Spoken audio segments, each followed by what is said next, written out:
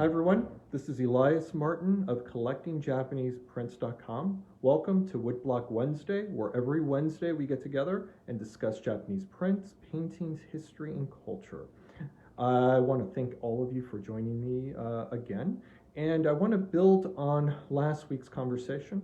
Last week we discussed two beautiful prints by Koshiro Onchi, a Sosaku Hanga artist.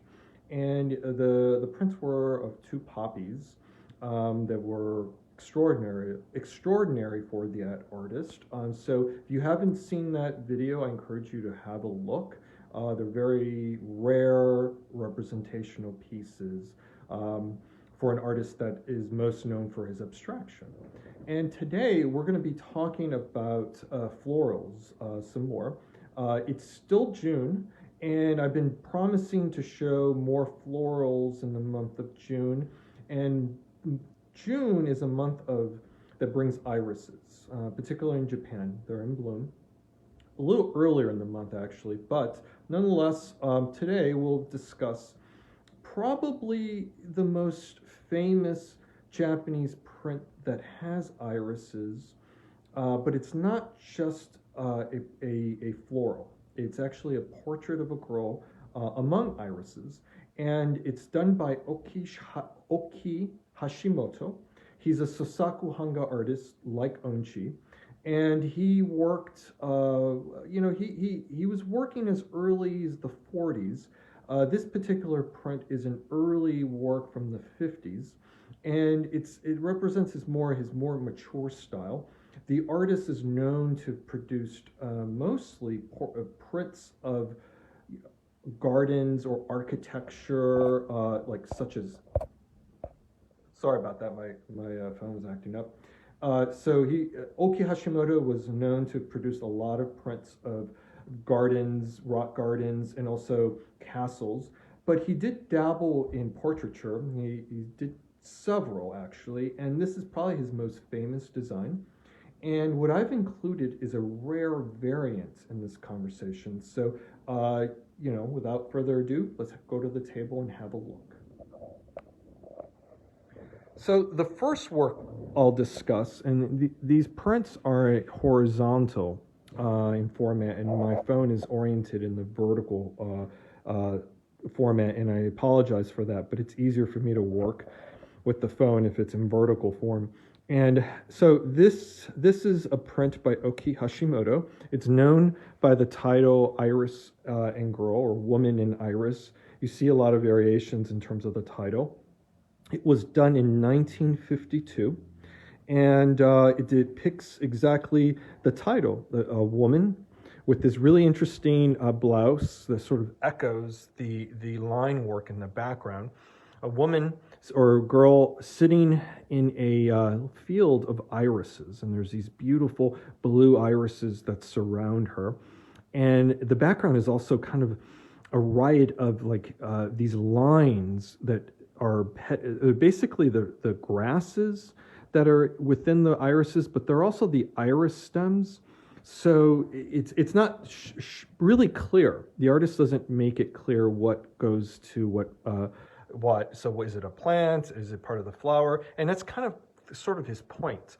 The background reads almost as if it's a textile, where these beautiful flowers are just part of this design that sort of go on. And the line work that supports the flowers is it's complicated and it's individual, but again, it reads like a textile. It's one of those things where it looks like it's been done and redone over and over again. So it's actually really interesting in that way. And the woman's blouse echoes the sort of the composition. So I'm going to zoom in and bring my camera in so you can have a closer look.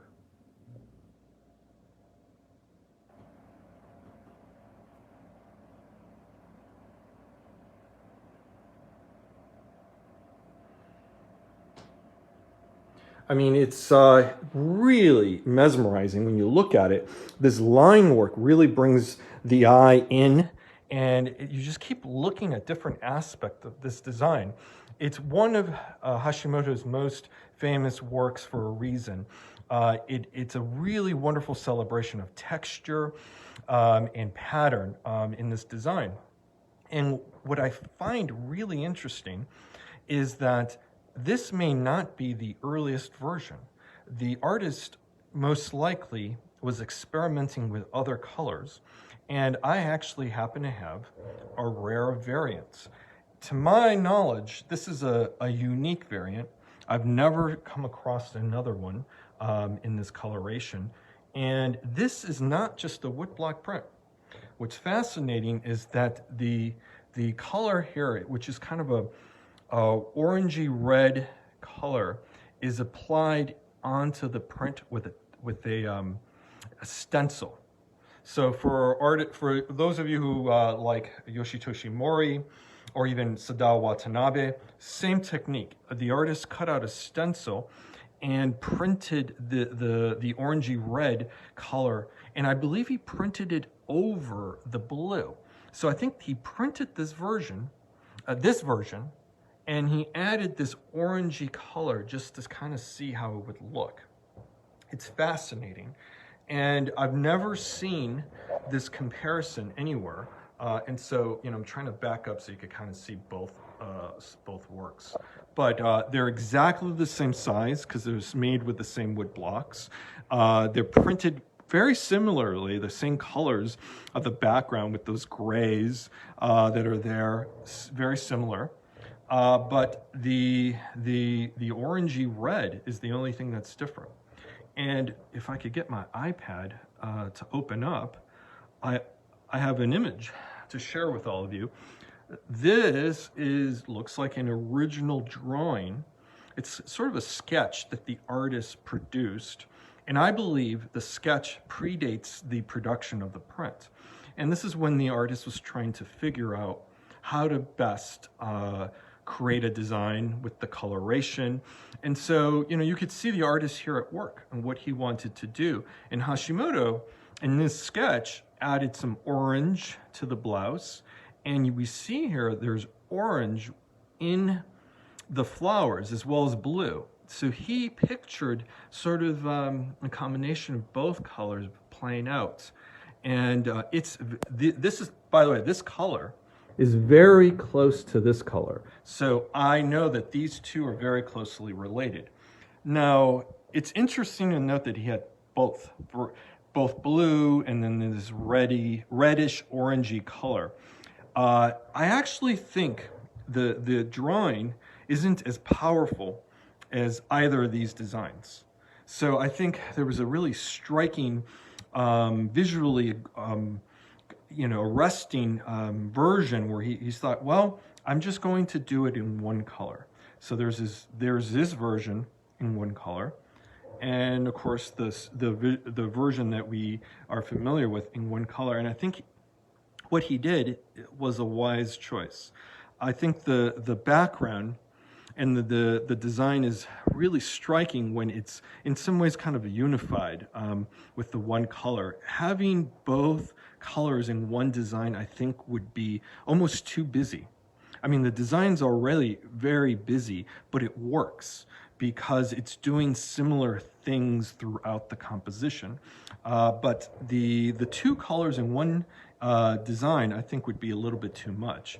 But it's always nice to see a preliminary sketch.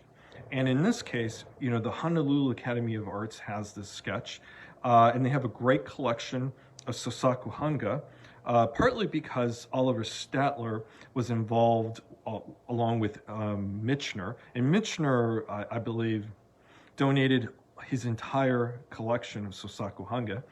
And I think Statler donated some of his correspondence and part of his library. So I'm not sure if this came from Statler or from Michener. I'd have to look it up, but it's really neat that they have it. And it really informs really the version we all have come to know and love. And then having this very rare variant also adds to the conversation. So now I'm going to stop talking, and I'm going to just zoom in so that you could enjoy both works.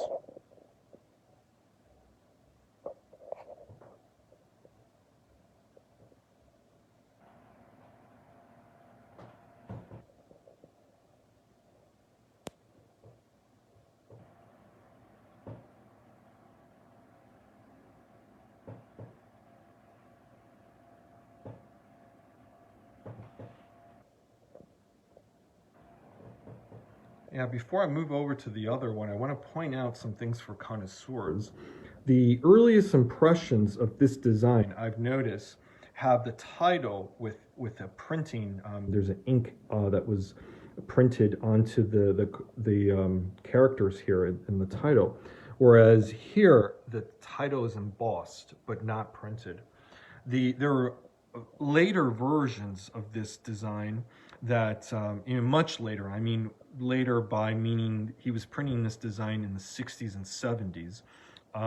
And this circular seal is the earliest seal that you find on this design. The later ones there's a rectangular, squarish rectangular seal. And I've noticed that those are later printings, still printed by the artist, just not done in the 50s. And on this impression, as I've noted, it's printed with a blind printing, or it's just embossed, but the pigment is gone. The round seal is there, of course. And here, for some of you who know this, this is the Tobin collection seal. And Tobin was one of the most important collectors of 20th century Japanese prints. His collection was unrivaled, and most of it was sold, and it was a lot of those prints ended up in museums. And so he applied his seal to the prints. Now the seal is Eastern. It doesn't say anything in a Western script, and that's kind of controversial, specifically now for a lot of reasons, appropriating Japanese or Chinese characters. Not to mention, some people believe that the mark, putting any mark on the print that didn't originally, originate with the print, is defacing the print or almost kind of graffiti. But there's a tradition for collectors to apply seals to their prints, and it goes back hundreds of years. And in fact, even the Chinese started doing that, actually. And there's a lot of important scrolls where you see most of the scrolls just the seals of all of the important collectors that have owned the painting, which is interesting. But in this case, this seal does designate the print as part of that important collection, and because of that, it's actually, in my opinion, kind of a neat thing to know. I just wish it was on the back. I would have probably thought that Tobin should have applied the seal on the back of his prints. Not in this one in particular. The size of the print is quite large, so the seal doesn't seem intrusive, but there's smaller designs where his seal is much more prominent, and it's one of those things that you have to take it or leave it. But anyway, I'm going to back up so that you could see both works.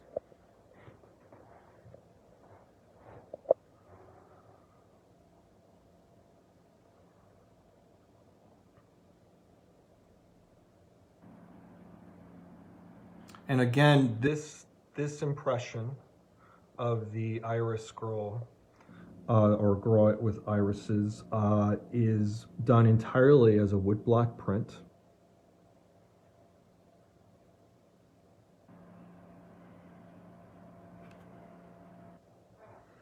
And on this design, it's a woodblock print with the addition of a stencil that the artist used to add this orangey red color.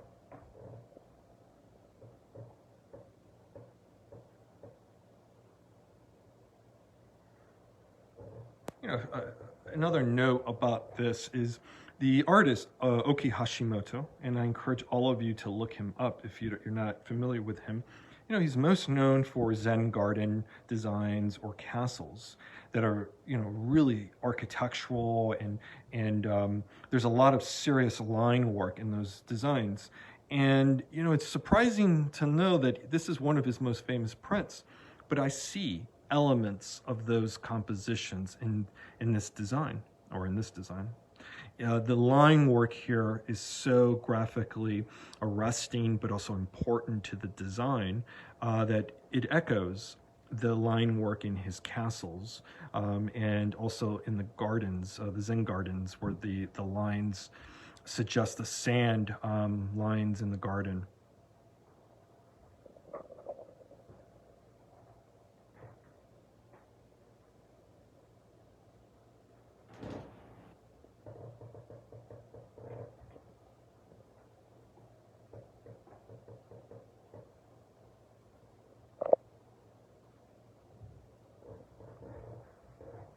Back up one last time.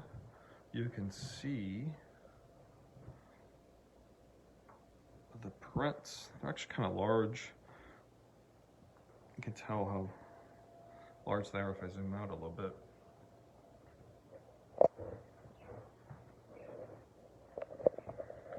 Well, thank you for joining me today at Woodblock Wednesday.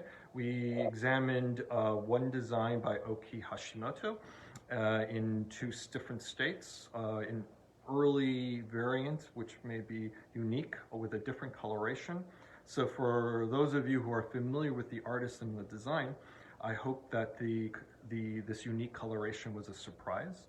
And, so that's what we try to do, bring out works that may be a little bit different or new to all of you. Even the astute connoisseur can find something new here on Woodblock Wednesday. So I want to thank all of you for joining me, and I look forward to seeing you all next week, where we'll discuss something else on Woodblock Wednesday. So, one last thing. So if you haven't had a chance, please visit my website. I just did a new upload to the site with a new exhibition of 60 plus prints from all genres. They're wonderful examples of Shinhanga, Sosakuhanga, and contemporary. So please have a look, and if there's any questions, feel free to direct message me, or if you have questions or comments about the Okiie Hashimoto design, feel free to leave them below in the video. Thanks a lot again. I'll see you next week.